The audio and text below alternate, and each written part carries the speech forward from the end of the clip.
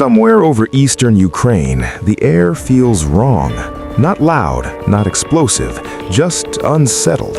There is no jet engine tearing through the sky, no missile trail cutting the clouds.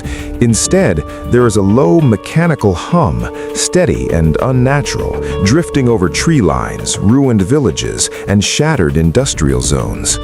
Ukrainian soldiers pause, radar operators stare at their screens.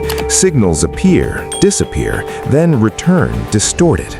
What they are hearing is not an aircraft they recognize. What they are seeing does not match any familiar profile. This is not a Shahed, not a Lancet, not a helicopter. It is something in between, and that uncertainty is exactly the point. In late 2025, Russia quietly introduced a new tool into the Ukrainian battlespace, one that does not rely on explosive power to achieve results. The K-2 helicopter-type unmanned aerial vehicle did not arrive with dramatic announcements or televised launches. It simply began appearing, hovering, interfering, confusing, and then vanishing before defenders could fully understand what they were dealing with. Its presence marks a subtle but dangerous evolution in how Russia is fighting this war, shifting from visible destruction to invisible pressure. The K-2 is not designed to win battles on its own. It is designed to make everything else harder. Produced by the Strela Research and Production Enterprise near Moscow, the K-2 represents a fusion of electronic warfare, psychological disruption, and unmanned persistence. Weighing around 450 kilograms and capable of reaching speeds up to 150 kilometers per hour, it is far larger than most FPV drones, but far cheaper and less vulnerable than manned helicopters. Its coaxial rotor system allows vertical takeoff, hovering, and precise low-altitude maneuvering, making it ideal for cluttered environments where traditional aircraft struggle to operate. What makes the K-2 truly unsettling is not how it flies, but how it behaves.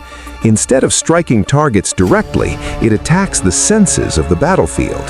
Equipped with electronic warfare payloads, jammers, and decoy emitters, the K-2 can imitate the radar and infrared signatures of much larger and more dangerous platforms.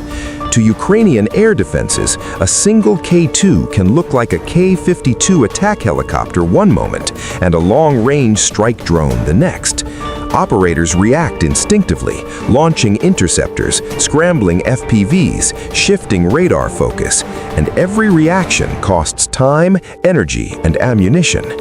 This is where Russia's intent becomes clear. The K-2 is a tool of saturation without mass. It does not need to overwhelm defenses physically, it overwhelms them cognitively. Open-source intelligence and battlefield reports suggest K-2 units often operate in coordinated pairs. One drone focuses on active jamming, disrupting FPV control links, GPS signals, and tactical communications. The second plays the role of deception, broadcasting false radio chatter, simulated targeting locks, or radar signatures designed to trigger defensive responses. Together, they create chaos out of thin air. In several documented cases, Ukrainian units reported engaging what they believed to be incoming strike platforms, only to realize too late that they had been chasing ghosts. The real attacks followed from different directions, exploiting gaps opened by confusion. This is not brute force warfare, it is manipulation, and manipulation is far harder to counter than firepower. The endurance of the K-2 amplifies its impact. With the ability to loiter for up to 6 hours at low altitude, it can maintain constant pressure over a specific area. It does not rush, it does not need to expose itself. It waits for fatigue to set in. Radar operators grow tense, FPV crews burn through batteries, commanders begin to question every sensor input. Over time, the battlefield becomes noisy, unreliable, and exhausting. Even when the K-2 is eventually shot down, the damage has already been done. Ukraine has adapted quickly, as it always does. FPV interceptor units have claimed multiple K2 kills, including nighttime interceptions, where wreckage analysis suggested heavy reliance on commercially sourced electronics. Ukrainian intelligence has highlighted this as evidence of vulnerability, arguing that Russia's drone ecosystem remains dependent on external supply chains. But this argument misses the strategic reality.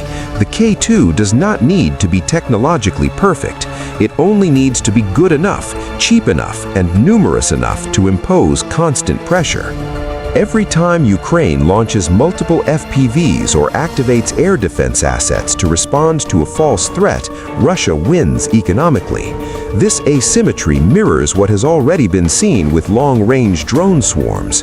Expensive systems are forced to counter cheap platforms, and over time, sustainability becomes the decisive factor. The K2 extends this logic into the electronic and psychological domain. NATO planners are paying close attention, not because the K2 represents a revolutionary leap in technology. It does not. Its danger lies in how it exposes Western blind spots. NATO air defense doctrine is optimized to counter aircraft, cruise missiles, and ballistic threats. It is not designed to deal with slow, hovering electronic warfare drones operating below radar clutter and inside urban terrain. Short-range counter-UAV systems exist, but they are limited in number, costly, and already stretched thin by transfers to Ukraine. Russia understands this imbalance. While NATO debates procurement schedules and integration challenges, Russian engineers and operators are learning in real combat conditions. The K2 is not a finished system. It is a living project, refined sortie by sortie. Each deployment feeds data back into software updates, tactical adjustments, and production decisions. Satellite imagery from industrial sites near Moscow shows expanded assembly lines and multiple airframes under construction, suggesting that Russia sees the K2 not as an experiment, but as a scalable capability. This matters because the K2 fits neatly into a broader Russian approach to modern warfare. Instead of seeking decisive, rapid breakthroughs, Russia is grinding down its opponent through persistence, volume, and cost asymmetry. The goal is not to win spectacularly, but to make continued resistance economically and psychologically unbearable. The K2 supports this strategy by draining attention, exhausting operators, and forcing defenders into a constant reactive posture. The psychological effect should not be underestimated. Soldiers who cannot trust their sensors lose confidence. Units that spend nights responding to phantom threats grow fatigued. Commanders who hesitate because they cannot distinguish real from false signals lose initiative. Over time, this erosion of confidence can be as damaging as physical losses. The K2 is not just a drone, it is a tool designed to carve doubt into the battlefield. Ukraine has responded quickly, as it always does. FPV interceptor units have claimed multiple K2 kills, including nighttime interceptions, where wreckage analysis suggested heavy reliance on commercially sourced electronics. Ukrainian intelligence has highlighted this as evidence of vulnerability, arguing that Russia's drone ecosystem remains dependent on external supply chains. But this argument misses the strategic reality. The K2 does not need to be technologically perfect. It only needs to be good enough, cheap enough, and numerous enough to impose constant pressure. Every time Ukraine launches multiple FPVs or activates air defense assets to respond to a false threat, Russia wins economically. This asymmetry mirrors what has already been seen with long-range drone swarms. Expensive systems are forced to counter cheap platforms, and over time, sustainability becomes the decisive factor. The K2 extends this logic into the electronic and psychological domain. NATO planners are paying close attention, not because the K2 represents a revolutionary leap in technology. It does not. Its danger lies in how it exposes Western blind spots. NATO air defense doctrine is optimized to counter aircraft, cruise missiles, and ballistic threats.